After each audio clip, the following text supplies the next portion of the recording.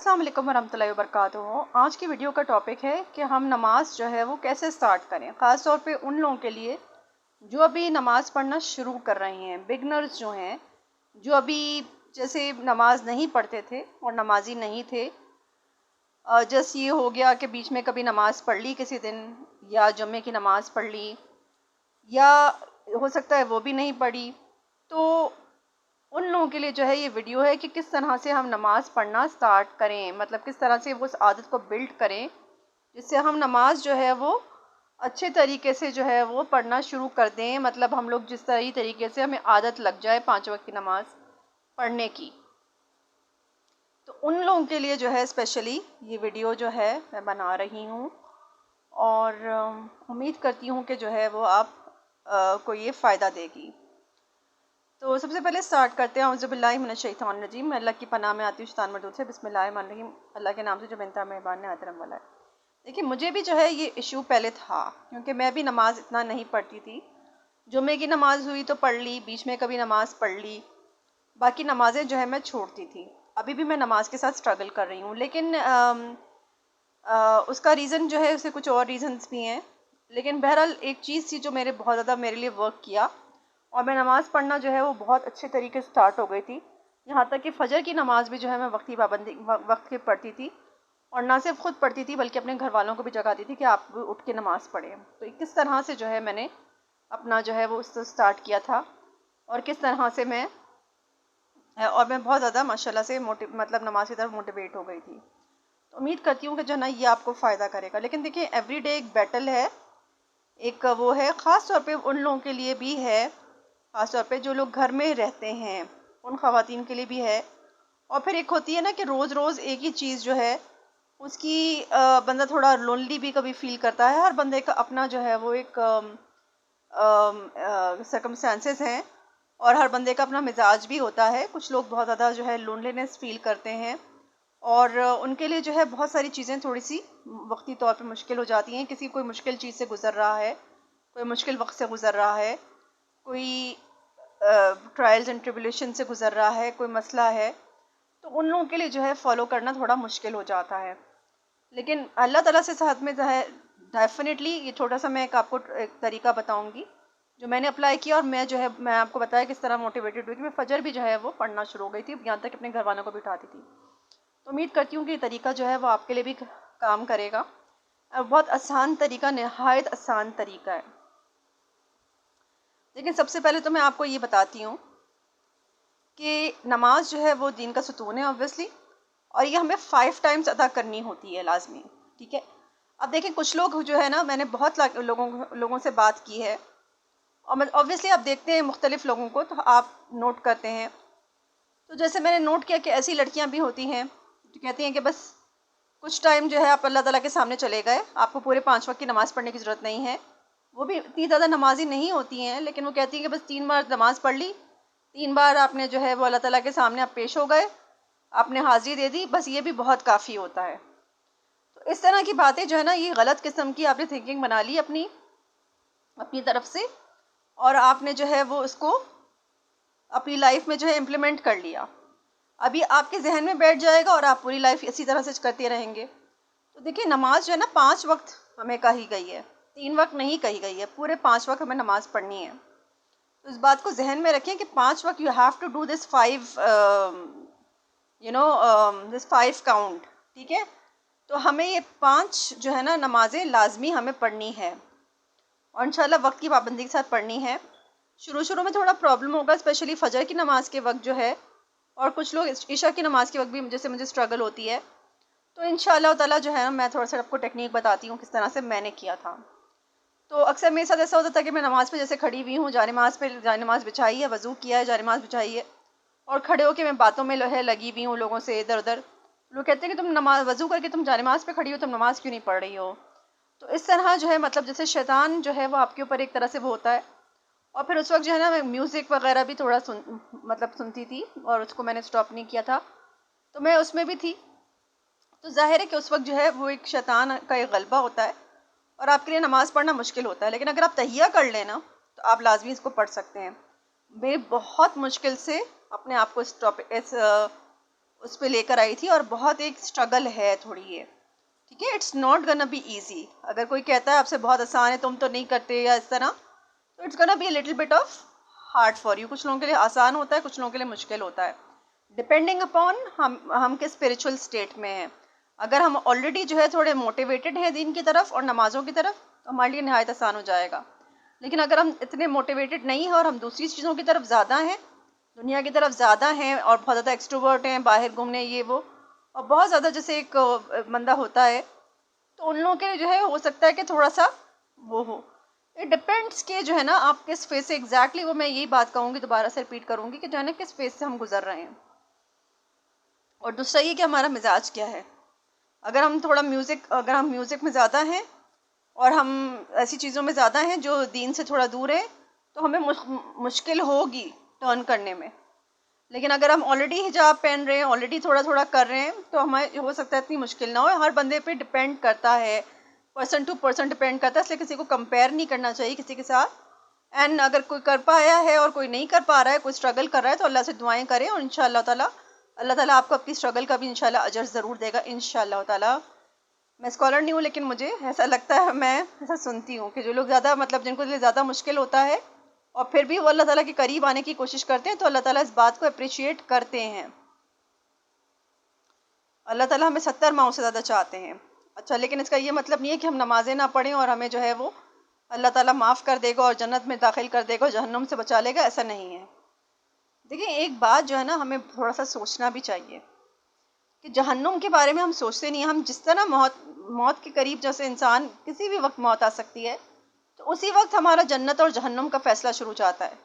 लोग कहते हैं वो एक क़यामत का दिन होगा, उस दिन जजमेंट पास होगी। वो अपनी जगह पे होगी, डेफिनेटली होगी। हमें हर चीज़ का हिसाब देना पड़ेगा कि तुमने जवानी जो है किन कामों में गुजारी, कहाँ पे तुमने कहाँ से कमाया, कहाँ पे खर्च किया, अपनी सलाहियतें जो तुम्हें दी थी, जो अल्लाह ताला ने आँखें और ये सारी चीज़ें दी थी, उनसे तुमने क्या काम लिया, तुमने दीन का क्या काम किया, सारी बातें हमें इसका जवाब देना होगा,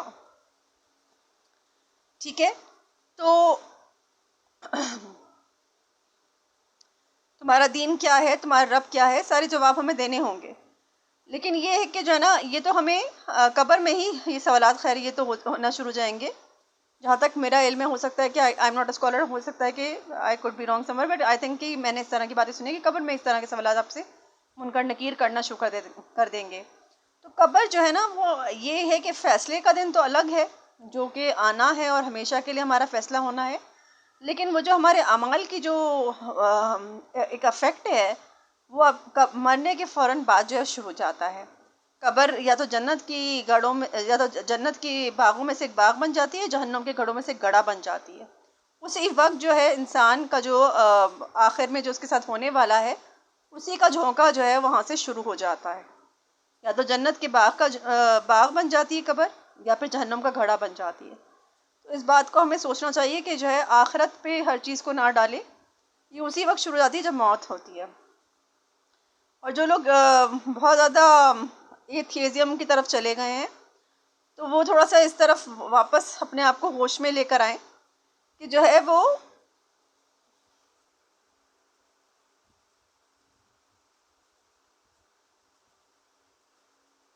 थोड़ा सा अपने आप को इस तरफ भी लेकर आएँ। देखिए, बहुत ज़्यादा अगर प्रैक्टिकली बात करें, तो बहुत साइंस भी यही कहती है कि बहुत सी आवाज़ें ऐसी हैं जो हम नहीं सुन सकते। एक मखसूस हर्ट्स जो है यूनिट है मेरा ख्याल है सुनने का, साउंड का, तो ये जो है एक मखसूस आवाज़ में जो है वो आप सुन सकते हैं। इसी तरह से हमारी आंखों की एक फ्रीक्वेंसी, एक वेवलेंथ होती है जहाँ से हम देख सकते हैं। उससे कम या उससे ज़्यादा हो और तो नहीं कर सकते, नहीं देख सकते। इस तरह से हर्ट्स में भी जिसका कम या ज़्यादा हो, ऐसे बहुत सारे साउंड्स हैं जो हम नहीं हेयर कर सकते, बहुत सारी चीज़ें जो हम नहीं देख सकते। ये तो साइंस खुद कहती है। फिर कैसे हम अपनी सिर्फ विजुअलिटी पर और विजिबिलिटी पर हम हर चीज़ को जज कर लेते हैं कि जो हमें नज़र आ रहा है बस वही सब कुछ है, और जो हमें नज़र नहीं आ रहा है वो कुछ भी नहीं है। तो बहुत सारी चीज़ों का तो हमें अमाल का जो एक्शन का रिएक्शन होता है, according to Newton's third law of motion, वो हमें दुनिया में जो है ऑलरेडी मिलना शुरू हो जाता है, हमारे एक्शंस का रिएक्शन। तो हम कैसे कह सकते हैं कि हमारे मरने के बाद या आखिरत नहीं है, या मरने के बाद कोई वो नहीं है और फरिश्ते एग्जिस्ट नहीं करते। अच्छा, खैर ये एक डिफरेंट टॉपिक है, लेकिन ऑब्वियसली लाइक स्पिरिचुअली मैंने बहुत सारी चीज़ें एक्सपीरियंस की हैं और मैंने बहुत कुछ देख लिया है। मतलब अल्लाह ताला जिसको चाहता है दिखा देता है, ठीक है। मैं कोई वो नहीं हूँ, ना मैं कोई स्कॉलर हूँ, ना कोई बहुत ज़्यादा वो हूँ नमाज़ पढ़ने वाली, ना कोई बहुत ज़्यादा पाकीज़ा और बहुत नेक हूँ मुत्तकी। लेकिन अल्लाह ताला जिसे जो चाहता है वो दिखा देता है। ये अल्लाह ताला की मोहब्बत और उसकी रहमत है। इसमें मेरा या किसी का कोई अमल दखल नहीं है। किसी सबके साथ कुछ ना कुछ होता है, लेकिन मुझे बहुत ज़्यादा clearly like I know that it exist, I know that angels exist, I know that Allah exist, I know. मतलब दिल एक ठुका हुआ है। बहरहाल चलें हम नमाज की तरफ, अपने एक्चुअल टॉपिक की तरफ आते हैं। तो मैंने स्टार्ट इस तरह किया था। शुरू में मुझे बहुत मुश्किल हुई थी। तो बहरहाल मैं अपना उस वक्त हेड कवर भी करना शुरू ऐसा ऐसा मैं कर रही थी, और बहुत ज़्यादा अपने सारे बाल तो नहीं छुपा रही थी, लेकिन बस दुपट्टा सर पे लेना शुरू कर दिया था और नमाज़ें जो है वो स्टार्ट की थी। अच्छा, मैंने ये सोचा था कि देखो पूरी पूरी अगर मैं नमाज़ पढ़ती हूँ, मैंने बात नोट की कि जैसे ज़ोहर की नमाज़ है, अगर मैं इसको पूरी पढ़ लेती हूँ तो फिर मैं असर के वक्त जो है वो ओवरवेल्म फील करूँगी कि यार मैंने तो नमाज़ पढ़ी है, असर की मिस हो गई, या मैंने मगरिब की पूरी नमाज़ पढ़ी तो मैं ईशा की मिस कर दूँगी। इस तरह से मतलब कोई पैटर्न मेरा चल रहा था। तो ऐसा नमाज पढ़नी थी मुझे कि मैं 5 वक्त की नमाज़ें जो है वो पढ़ूँ और मिनिमम जो है वो उसको पढ़ूँ, ठीक है। अगेन मैं कहूँगी स्कॉलर नहीं हूँ, लेकिन मुझे जितनी बातें समझ में आई, जो मैंने किया और इन वर्क फॉर मी, तो मैं उम्मीद करती हूँ कि आपके लिए भी वर्क करेगा। तो मैंने जो है कोशिश ये की कि जो बेसिक नमाज़ें हैं, जो ऑब्लिगेटरी प्रेयर्स हैं, जिनके बगैर नमाज ही नहीं होती है, तो वो जो है नमाज़ पढ़नी ज़रूरी है, वो उस वक्त मैं पढ़ लूँ। बाकी जो है मतलब स्टार्टिंग जो है मैं इसी तरह से करूँ। मसल फजर की नमाज है, तो अब मैं लेट उठ गई, फॉर एग्ज़ाम्पल मुझसे नहीं उठा गया, अब मैं ज़ाहिर उस वक्त नमाज ही नहीं थी, तो फजर पे आँख नहीं खुली, लेट उठी, तो चलें 2 फ़र्ज़ उसके हो गए कज़ा। फिर ज़ोहर का मैं करती थी कि 4 फ़र्ज़ पढ़ती थी, ठीक है।